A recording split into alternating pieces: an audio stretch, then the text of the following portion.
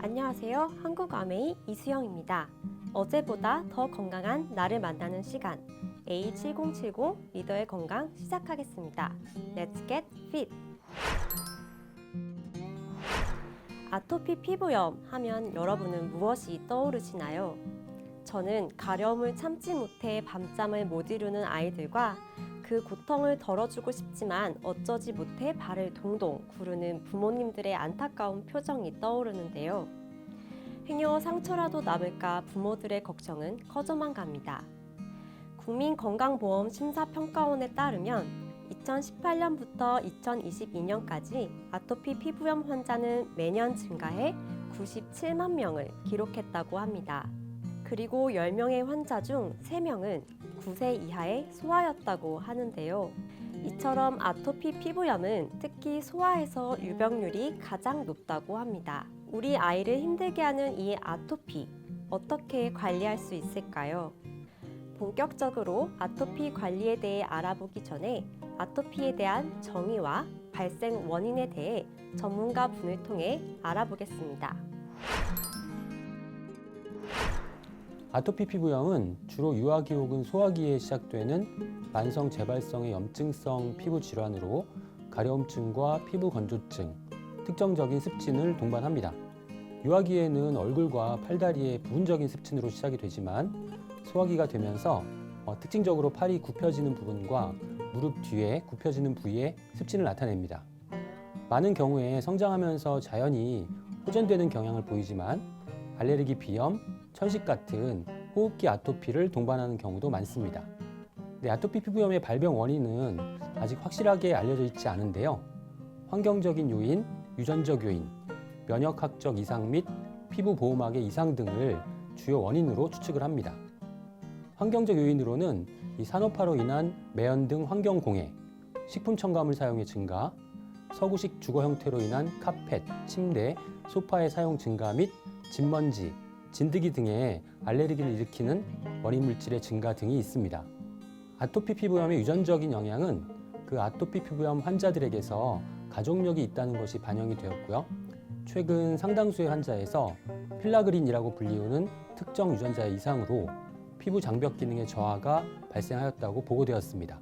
2000년대 초반 이 마이크로바이옴 연구가 시작된 이후에 그 모체의 건강 상태에 영향을 받는 생애 초기의 건강한 장내 세균 환경이 면역 관영에 도움이 된다는 내용이 계속 발표되고 있는데, 여기서 면역 관용이란 면역 체계의 이상, 즉 자가 면역 질환이나 아토피, 알러지 같은 면역 과민 반응이 나타나지 않는 상태를 의미합니다.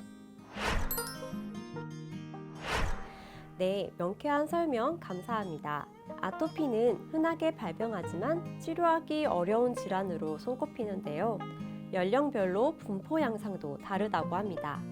생후 2개월부터 2세의 영유아는 피부 온도 조절 능력이 완전하지 못해 주로 진물이 많이 나는 급성 습진 형태로 나타납니다.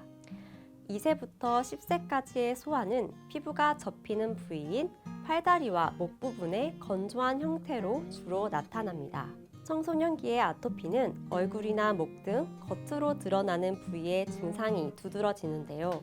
외모에 민감한 시기인 청소년기의 아토피 질환은 심리적 위축의 원인이 되기도 합니다.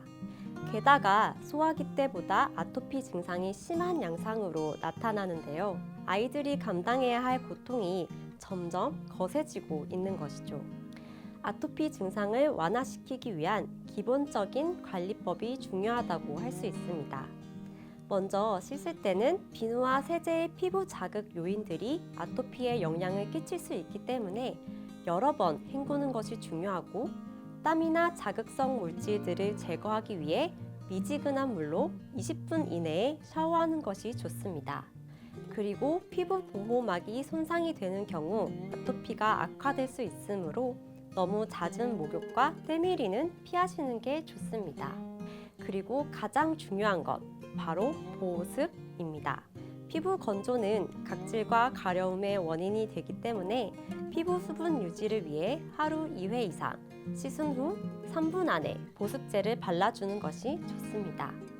또한 아토피는 가려움으로 피부를 긁게 하여 발진을 유발하기도 하는데 무의식 중에 피부를 긁지 않도록 잠잘 때는 면으로 된 장갑을 끼게 하는 등의 조치가 도움이 됩니다.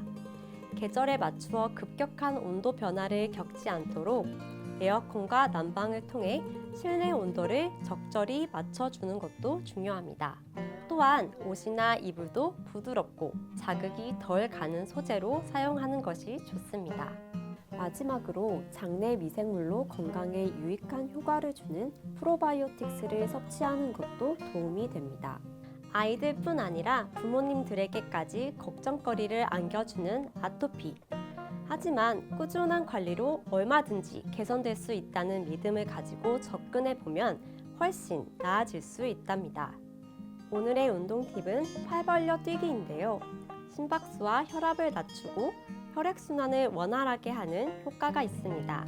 먼저 차렷 상태로 일자가 되길 준비한 후 두 팔을 양옆으로 올리면서 두 발은 점프하며 벌려줍니다. 다시 차렷 자세로 돌아와 다시 두 발을 점프해서 넓게 벌리면서 두 손을 머리 위로 올려 맞닿게 합니다. 마지막으로 다시 차렷 자세로 돌아옵니다. 이 운동을 20번씩 5세트 실시합니다. 규칙적이고 적절한 운동은 우리 몸에 긍정적인 스트레스를 줘서 면역력 강화에 도움이 되는데요. 운동은 최소 30분씩 가볍게 해주는 것이 면역력 높이기 운동의 핵심 포인트라고 할 수 있습니다. 리더님들, 오늘의 건강정보 겟 하셨나요?